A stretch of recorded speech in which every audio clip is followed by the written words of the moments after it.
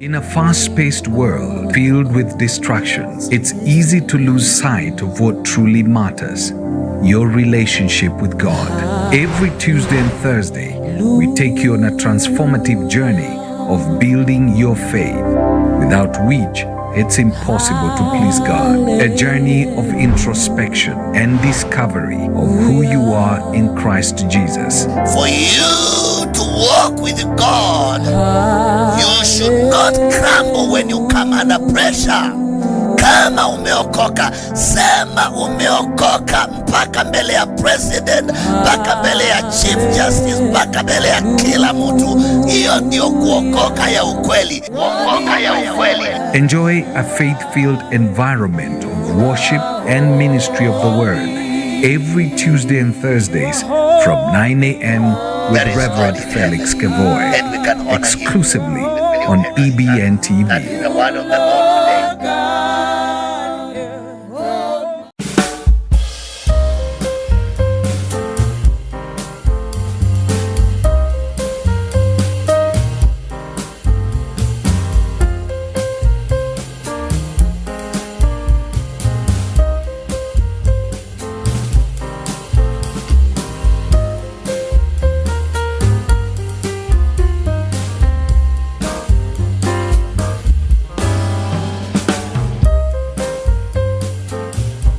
This is EBN TV, transforming your world.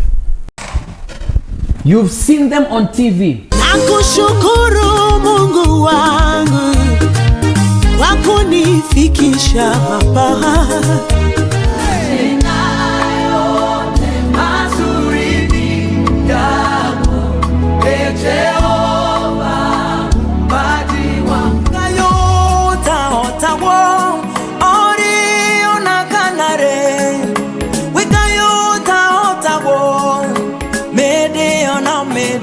But do you know their stories?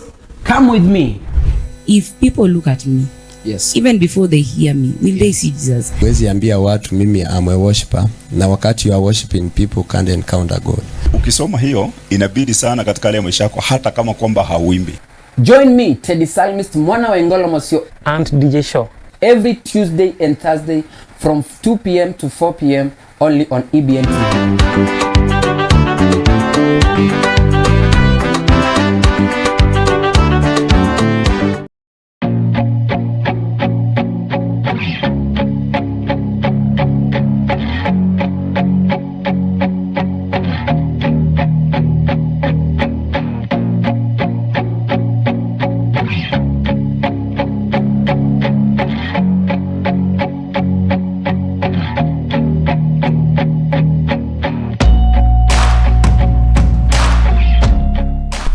This is EBN TV, transforming your world.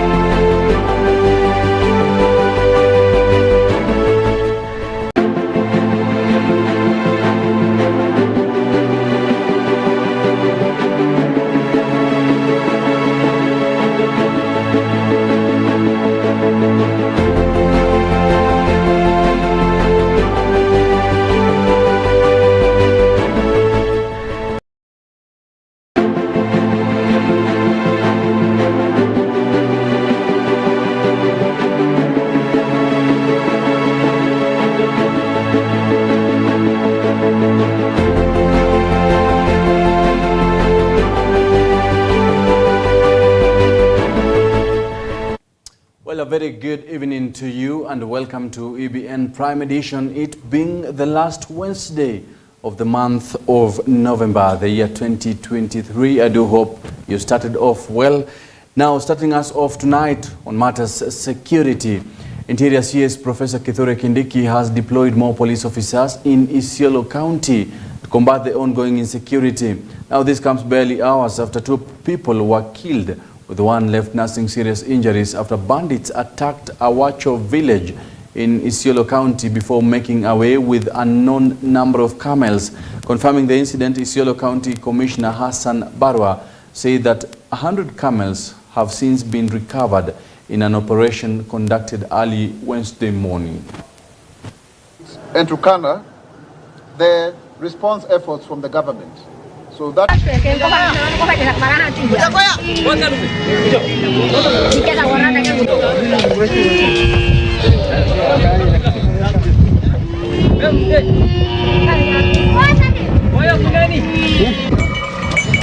tulipopata ripoti mara moja, tumetoa askari wetu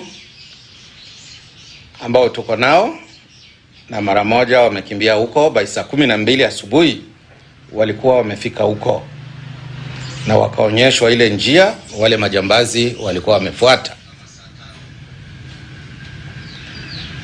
na wakawafuata mpaka mahali kwa milima, mahali naitwa Shimpire Hills, ambapo hapo ndio walipambana, na uzuri wale majambazi wameshindwa nguvu na wakaachilia hizo ngamia. Baadaye mwenyewe tulimpata akakonfamu ya kwamba ngamia zilikuwa 100 na zote zilipatikana, ijapokuwa ngamia 3 zilikuwa zimepigwa marisasi na zilikuwa zimejeruhiwa.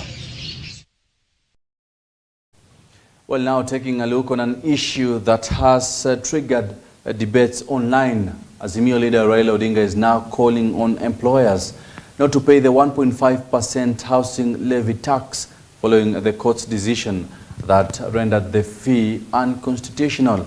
Now, Odinga says that the court's decision is a reprieve to Kenyans as the government has squeezed many financially.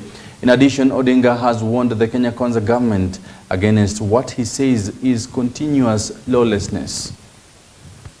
And therefore, even though they say there's a stay, my view is that the matter still remains unconstitutional. And therefore, I would urge all the employers to immediately stop paying anything, because you'll be acting unconstitutionally. But the court made a very fundamental pronouncement that this matter is unconstitutional. Period. Yes. It's unconstitutional. A stay does not make it constitutional.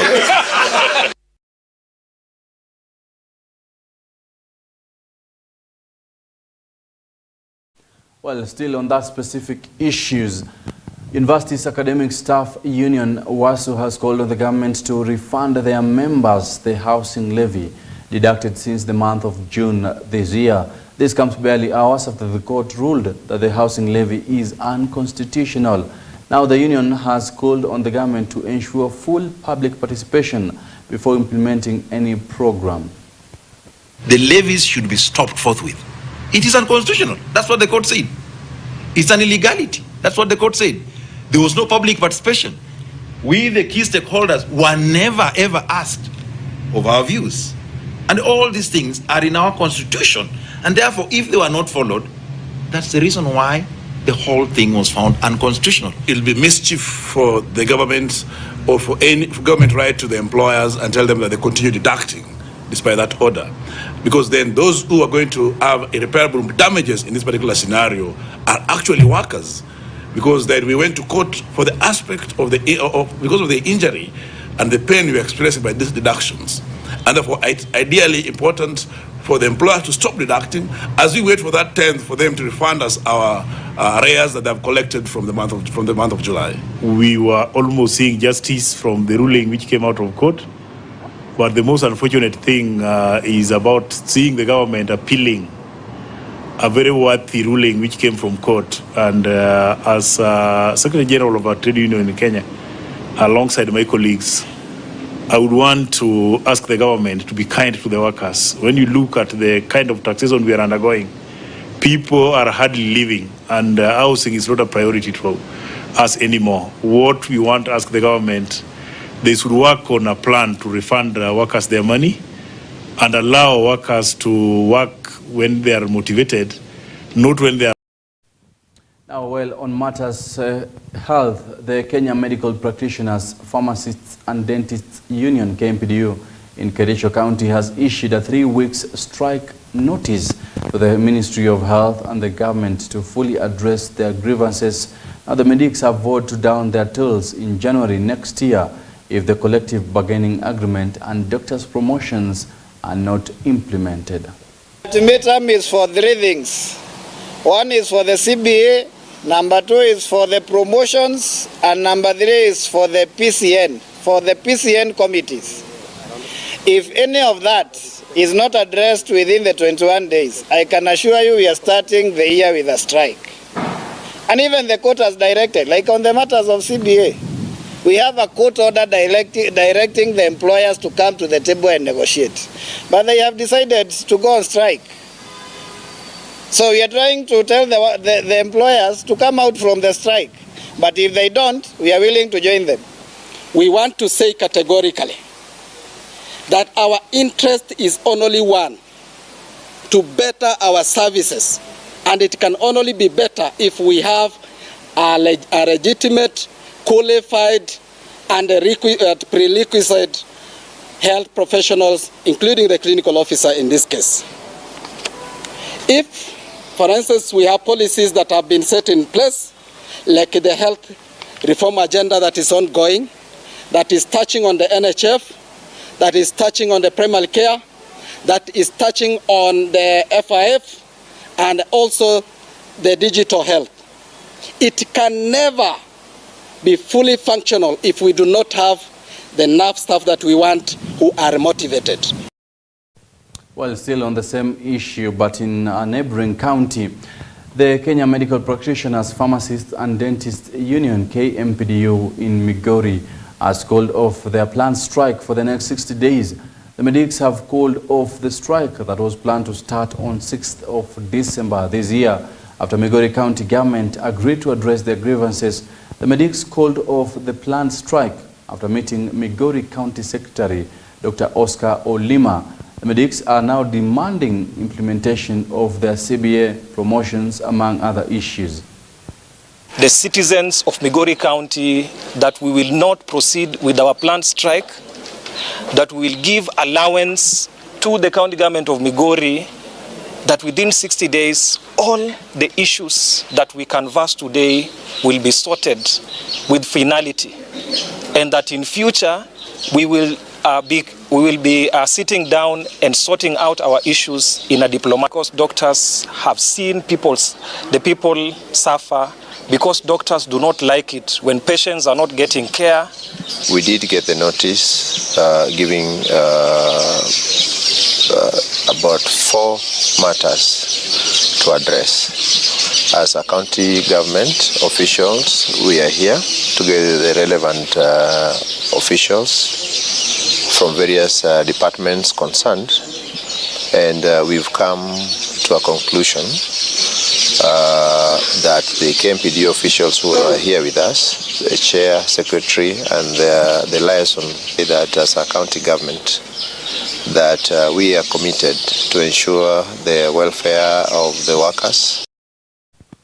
Well, now on matters education, Professor Stephen Odebero of Masinde Muliro University of Science and Technology has called on the national government to review its initial university funding plan and ensure that many students are able to access university education. Professor Stephen has also called on those involved to ensure deserving students are given first priority while distributing the funds. To equitably implement the new funding model, there is need for a survey to establish number of students from low, middle, and high-income backgrounds to justify the funding formula.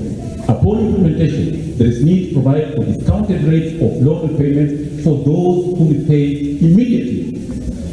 Loan and scholarship rates students who take loan to complete studies because of unnatural factors must be made to lose the scholarships and loans and be required to pay immediately. However, top students and those who complete earlier should be incentivized through some form of waiver. The family contribution should be scientifically justified, while at the same time, another category of not needed should be created in the funding model. Not the funding model, everybody is getting at least some form of scholarship. Everybody is getting at least some form of loan. So the question we are asking here is, are there people, or are there no people in this country who can afford university education without being supported by the government? That's a question I'm leaving with you. If they are there, then why can we have a category of students whom we are calling they not needed? They don't need the support of government at all. It turns out that there is a disparity between the factors influencing demand and what is captured in higher education hospitals, MTI. And this calls for the scientific inquiry to remedy the MTI to make it more effective. Well, still in Kakamega County, lawyers in the county have strongly condemned the ongoing demolitions in Milimani Estate. In Kakamega, the lawyers argue that despite the court having issued an order to halt the ongoing demolitions, the government opted to continue with the exercise. Two judges and a businessman, Jaswant Rai, have been affected despite having a lease agreement to occupy the piece of land. The cases that are in court, the owners have valid leases and title documents. And if the government through the regional commissioner and the attorney general office felt otherwise, there is due procedure to be followed in court, which was not done in this case. Even for compulsory acquisition of land by the government, the law still imposes the government to follow due procedure and compensate the people whose land they seek to compulsorily acquire. But I've never seen this, where the executive feels that they are in charge, not obeying court orders. At this rate, my colleagues and my friends, there is no wonder that there are chaos in Baringo, there are chaos in Lamu, and it will extend. At the end of the day, what will Kenya be like? Please, whoever is concerned, stop this immediately. I'm dealing with a client who is over 90 years, whose husband served this country with education, the late Professor Mtere. A widow of over 90 years, exposed to that. How many more days do you want her to live? We want to join in saying that these actions must stop and the government or the officers should be met to pay for it.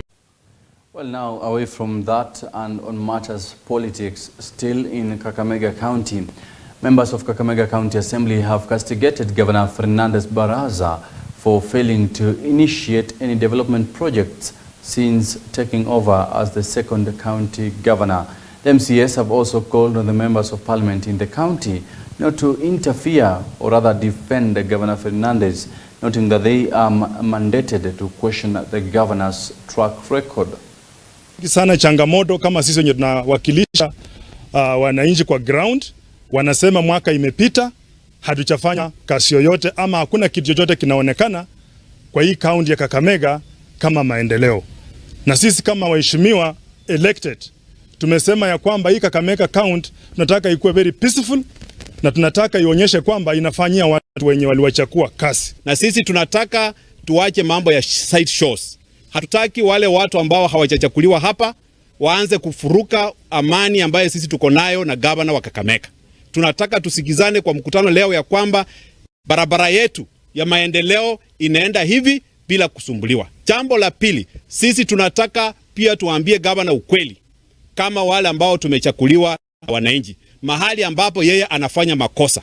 Hatutaki kuonekana ya kwamba tunalalamikia kule kwingine na gavana anapata information from wrong people. Vile vile tunataka kuadvise gavana ya kwamba mahali tumefika wananchi wanalalamika. Wale wabunge ambao wamekuwa kiingilia masuala ya kaunti ya Kakamega, tafadhali waondoke na waache county assembly ihusike na vitu vya county. Wao washughulike na vitu vya serikali kuu. Kwa hivyo kuna confusion. Hatujui kama hizo ward based projects za milioni 20 bado zinakuja ama hazikuji. So leo tunaenda kufanya kikao na gavana ili tuweze kuelewana tunatoka wapi na tunaenda wapi kama county. Jambo la pili, gavana hatatumia vitisho kufanya kazi na MCAs. Na wakati MCA anaondoka anasimama na kusema jambo, kama linamguza likimkera ama nini, hata tutisha kuja kwa ward zetu na kusimamisha watu wengine akisema sasa hao ndio atafanya nao kazi. Wote tumepigiwa kura, yeye amepigiwa kura, sisi tumepigiwa kura, na tuko na majukumu yetu ambayo lazima tukubaliane jinsi tutafanya kazi. Sisi hatujaomba kwenda Bungoma, wao ndio wamechagua Bungoma, na sisi tutatumia mafuta yetu, tutaenda hapo sababu tunajali watu wa Kakamega. So tumekuja pamoja ili tuhakikishe kuwa Kakamega inasimama na inasonga mbele. Hatuwezi kubali watu wetu wazidi kuumia. Now moving forth, a section of Malindi traders have lamented at what they termed as environmental degradation. The traders complained that huge amounts of garbage has accumulated in the town, making it unbearable to live since the garbage that is now mixed with the rainwater emits foul smell.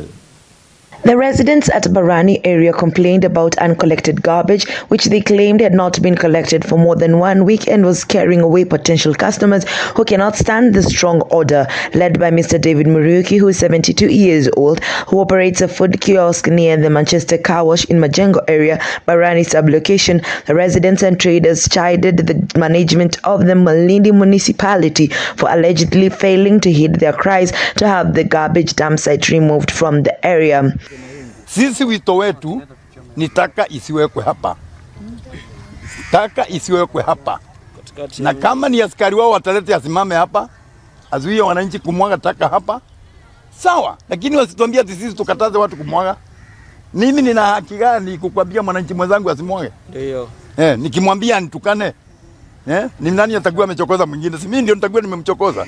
Miss Elizabeth Gishohi, who operates a motorcycle spare parts shop next to the garbage mound, Mustafa Hussein Ali, a resident of Barani and the proprietor of a motor garage in the area, Hamisi Randu Charo, a motorcycle repairer outside Gishohi's shop, and Sarah Karimi, a greengrocer, said the accumulation of solid waste next to their shops has made them lose customers and has made business unbearable. Wakikuja kuokota hizi takataka wanakujanga na gari yao kubwa, lakini wanaokota 10% wanaenda. Sasa hivi walikuja Saturday, today is on Tuesday, hawajakuja. Walikuja wakaokota tudogo wakaenda. Tena wanaokota ni kama wanazisukuma ziende kune kwenye maduka. Sasa yetu ni tutafanya biashara vipi? Tutalipa ushuru vipi? Tumekuwa na makastoma wakija pale kutengeneza pikipiki, wanalamika wakati kama watu wa county wanabeba hizi takataka. Zinanuka kupita kiasi paka customer wengi wanagopa kuja hapa kwa sababu afya zao. Kwa sababu ukiziba pua pia nao harufu imezidi paka kwa barabara, mtu anashangaa ziba pua akipita kule kwa barabara, anashangaa kwani kuna zolwa nini ama kuna kitu gani ambacho kimetupwa huko. Maana wananchi wakija wanatupa taka pale huwa zimekwa kwa mandoo, sio kama zimekwa siku 3 ama siku ngapi. Akishamwaga tu hapa kaliki pale gereji. Hata customer kama amekuja anaweza piga pikipiki yake kuondoka. Tunapoteza kazi sisi kama watu wa jua kali. Tunaomba serikali ya Kilifi County, gavana wetu Mungaro ashughulikie mambo. Maana kuna mimi ni mkazi hapa, niko na gereji hapa, kazi zangu zimepotea sababu customer akikuja hapa kunakuwa takataka mingi, kazi haifanyiki, harufu ni mbaya. Na hiyo takataka katikati ya mji, watoto wanathirika, uchafu kila saa tunaondoa mapampa ziko hapo, uchafu wote kwa hapo. Ukienda kwa ofisi yao wanakuambia kuwa hawalipwi. Na sisi tunalipa. Kwa nini sasa? Tunataka mtusaidie hapo, tunaomba. Watu wa Kilifi County, kina MCA, kina Mngaro watushughulikie, tunaomba. Mimi ni mfanyabiashara na nauza mboga hapa. Takataka tumewekwa mpaka kwa nyuma kabisa kibandani ndani. Simerudikana mainzi. Sasa mambo ya matunda na takataka ina uhusiano gani? Wateja hakuna. Ukikatia mtu matunda chungwa hivi mainzi yamekaa. Kwa hivyo sisi tunalia tu, tunaomba usafi ni muhimu. Tena kabisa katikati ya manyumba za watu. Takataka zimeruzwa mapampasi mpaka nje ya kibanda. So ombi letu ni watu waje watuondolee, county government watuondolee takataka katika vibandani kwetu. Hiyo tu ni ombi letu. Usafi ni muhimu. Contacted for comment, Malindi Municipality Manager Johnson Mwabati conceded that the local authority had challenges in collecting garbage following the breaking down of 2 garbage collection trucks. Consolata Chibalonza, EBN TV. Now, many thanks for that specific report right there, Consolata Chibalonza. Now, Siaya County Governor James Orengo has noted that there is need for the Kenyan and Uganda governments to resolve issues affecting Lake Victoria fishermen, as many have been abducted and tortured over the past years. Speaking in Bondo, Orengo insisted that fishermen need to be protected in order to avoid conflicts between the three countries of Uganda, Kenya and Tanzania. Kenya and Tanzania are members of this African community. They are members of this African community.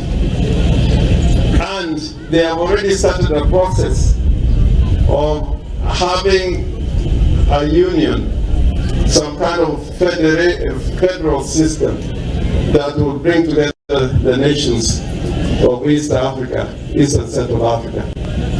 And the community is growing bigger. The Democratic Republic of the Congo is there, Sudan, South Sudan is there, and recently even Somalia became part of the East African community.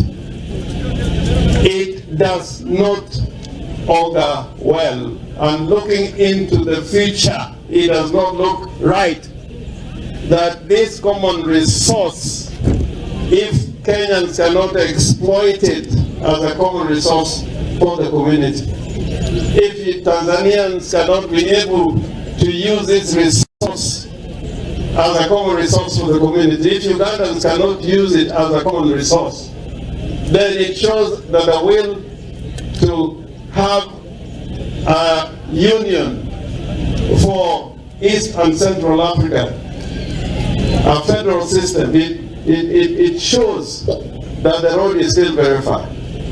Because a Kenyan should be able to go into this water, into Uganda, into Tanzania, and vice versa. Because God did not put boundaries in the lake. It is us who have made those boundaries in the lake. The fish in the lake also doesn't know these boundaries. Like now we are thinking of stocking Kenyaboli. We could also stock the lake, which will be good for the whole of East Africa. But once you stock the fish in the lake, and one of the chair of the beach management unit said stocks of fish are falling in the lake. If we want to stock the fish in the lake, when the fish is grown up, or even the moment you introduce fingerlings, they're free to go to any part of these waters. So those artificial boundaries which do not reflect what nature designed are necessary if you want to become one East African community, one federation of East and Central and Africa, and the whole of the Horn of Africa. Well, gender-based violence and cyberbullying have been termed as a major drawback for the women seeking elective positions in the country. Former Nyeri Woman Representative Priscilla Nyokabi has urged women caucus groups like the Maendeleo ya Wanawake to create a situation room that will enable women report cases of gender-based violence they face during election campaigns. The framework for the implementation of the two-thirds gender principle at the national level has been elusive. We know that since the Supreme Court advisory of 2012, the requirement for Parliament to put in place the necessary laws that will ensure that at the national level we fully implement the two-thirds gender principle. We all remember the advisory of retired Justice David Maraga that called for the dissolution of Parliament for their failure to implement the two-thirds gender principle. And so, once again, we are on the journey to look for that elusive, that formula that will ensure that we implement the two-thirds gender principle. And because the matter is also in the national dialogue between the President and the former Prime Minister, that the two-thirds gender rule is implemented once and for all, and the women who vied are given the first consideration to be those that are nominated, so that we can have stronger women leaders joining the Assembly. And the reason we start with National Assembly and Senate is because when those ones have two-thirds compliance, they can then push the society into two-thirds compliance across all the levels. But even now, we want Kenyans to know, when you elect a chairman, straight away elect a vice chair as a woman, opposite gender rule. When you elect a governor who's male, elect a deputy governor who's female. Well, now the Kenya Pipeline Company, KPC, has donated 3 million Kenyan shillings to Pastor Dorcas Rigathie's foundation program. Speaking in Karen, Pastor Dorcas thanked KPC for their support, which she says will go a long way in empowering women, or rather empowering and realigning young men with their dreams. As you may know, to dignify a man is actually to dignify a community. Many people that say that once you fund or you invest in a woman, you invest in a society. But I also believe that if you are going to have a balanced family and a community that is thriving, that has power to procreate itself and to have generations coming, you have to invest in a man, because he's a seed carrier. And for the longest, we have seen that this young man, the dignity has been stripped off. They are the same people you will find in the parks just sleeping, greasy, and nobody really pays attention. With a small contribution of 3 million shillings, but we want to assure you, and I know the chair will speak more about it, we want to assure you that this is just the beginning. For Kenya Pipeline, we are really glad to be here at such a time, and we want to be counted in this cause. As the MD has alluded to the partnership, this is a partnership that we will work together, Your Excellency. We are going to work together. This is just the beginning. We will continue to come there and mentor. We will physically avail ourselves. I have told the MD he has to adopt. You have to... Well, that right there marks the end of EBN Prime Edition tonight. Many thanks for tuning in. Remember, tomorrow morning, Cynthia Nanjala will be right back with Social Thursday, making sure you're up to date with matters social. Remember, she will be talking, or rather having a very interesting conversation of why young men are nowadays choosing to go to theology school and preaching the word. Well, make sure you don't miss that conversation right there. Once again, my name is Samia Dika. Do have a wonderful night. Until next time, goodbye.